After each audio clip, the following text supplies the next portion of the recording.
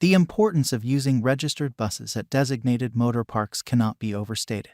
This movie sheds light on the reasons why. As the film unfolds, Sister Veronica, a Catholic nun, is seen conversing with the bishop and expressing her concerns about the lack of gifts for the children under their care during the Christmas holiday. The bishop explains that they are operating on a tight budget and therefore cannot afford presents this year. Disappointed by the orphanage's financial constraints, Sister Veronica decides to board a Soole bus, which is known for being an inexpensive mode of transportation, to save costs instead of going to the park. Upon reaching the bus park, a group of thugs harasses a driver, demanding payment.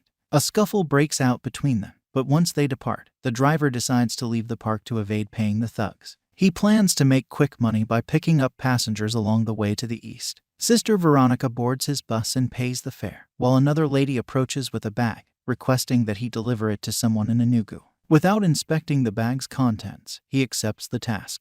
As the journey progresses, the driver picks up several other passengers heading towards the east. Among them is a lady named Justina, who happens to carry the same bag that the driver was paid to deliver to Enugu. Unaware of this, he fails to notice the similarity. When one of the passengers asks Justina to place the bag in the trunk as the driver had suggested earlier, she claims the contents are fragile. Instead, she sits beside Sister Veronica, and a conversation ensues between them. Curious about Justina's occupation, the nun inquires, but Justina feels embarrassed to reveal that she sells sex toys. During the journey, the driver stops to pick up a pregnant woman and her husband but charges them an exorbitant fee to travel to Enugu. Justina intervenes, leading to an argument among the other passengers. Some passengers support the driver, asserting that he is merely conducting his business, while others condemn his actions as mean-spirited and inconsiderate. After much haggling, the driver agrees to transport the pregnant woman and her husband for a reduced fare. As they continue their journey, a pastor on the bus starts preaching. However, his sermon takes a negative turn as he begins to curse out passengers who do not conform to his belief.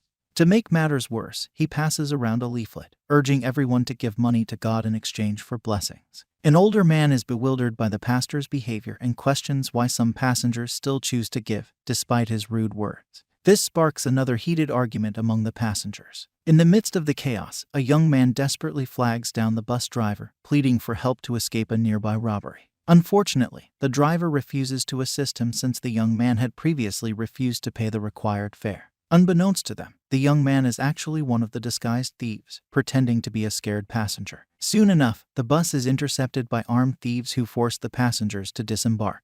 After the robbery, the driver conducts a head count to ensure no one is left behind.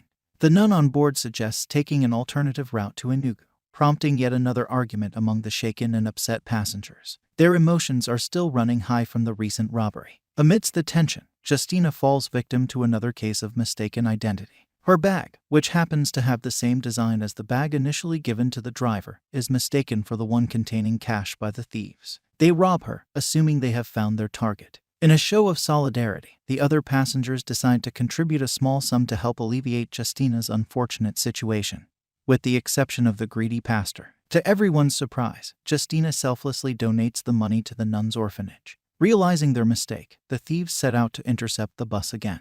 Unbeknownst to the passengers, there is an informant among them. The informant, a young man, is contacted by the thieves and tasked with stopping the bus at all costs so they can retrieve the bag with the money. In his attempt to halt the bus, he incites yet another argument and even comes close to fighting with Justina. However, an elderly woman reprimands him, emphasizing that stopping the bus would only invite the thieves back. Little do they know, it was the informant's actual intention all along. After much commotion, the driver finally lets the informant off the bus, who then demands his bag from the storage compartment. He immediately points to the bag containing the money, claiming it as his own. However, the driver recognizes the bag as the one given to him by the woman earlier at the park. This revelation sparks another heated argument between the two, causing the remaining passengers to disembark from the bus. The situation escalates into a physical altercation, with the informant brandishing a knife and threatening the driver. Eventually, the bag is surrendered to the informant, who attempts to escape with it. Fortunately, a passenger named Mr. Yanusa intervenes, wielding a bow and arrow. He shoots the informant in the leg, causing him great pain. The other passengers quickly catch up and manage to subdue the informant, tying him to a nearby tree. They search his phone and discover that he had been providing information to the thieves all along. With the situation resolved, the passengers return to the bus and drive away, leaving the tied-up informant behind. As night descends, the passengers on the bus become increasingly curious about the contents of the bag. They decide to open it and are astonished to find it filled with dollars. The allure of the money leads them to agree on keeping it and dividing it amongst themselves at a later time. Some passengers, no longer comfortable with the unfolding events, choose to disembark and request a refund for their fare in order to find another bus. Among them is a pregnant lady and her husband.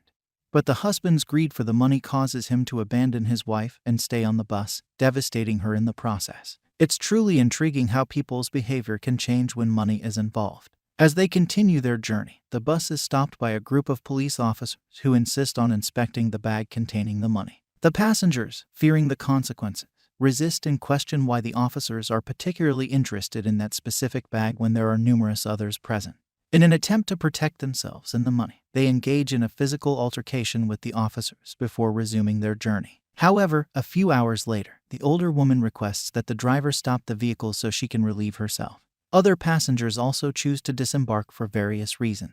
Unfortunately, while in the bush, they are attacked once again by armed men. One of the passengers, who happens to be a traditionalist, defends himself and others using his spiritual powers. Meanwhile, the undercover cops among the passengers receive information that the older woman is a notorious human trafficker who operates a baby factory, and she has been deceiving everyone. She instructs her armed men, who are in on the robbery scheme, to kidnap the women. Simultaneously, another gang of thieves returns to reclaim the money, resulting in a shootout that claims the lives of several passengers, including the driver. The situation becomes increasingly horrifying and twisted. Among the kidnapped women are Justina and the nun, along with others, who are imprisoned in cages at the woman's baby factory. It is revealed that the older woman and the thieves had orchestrated the entire robbery plan, and the passenger who tried to escape earlier with the money, but was shot, is actually her son. In a fit of anger, she berates the lead robber for not participating personally in the theft, which almost jeopardized the operation and put her son's life at risk.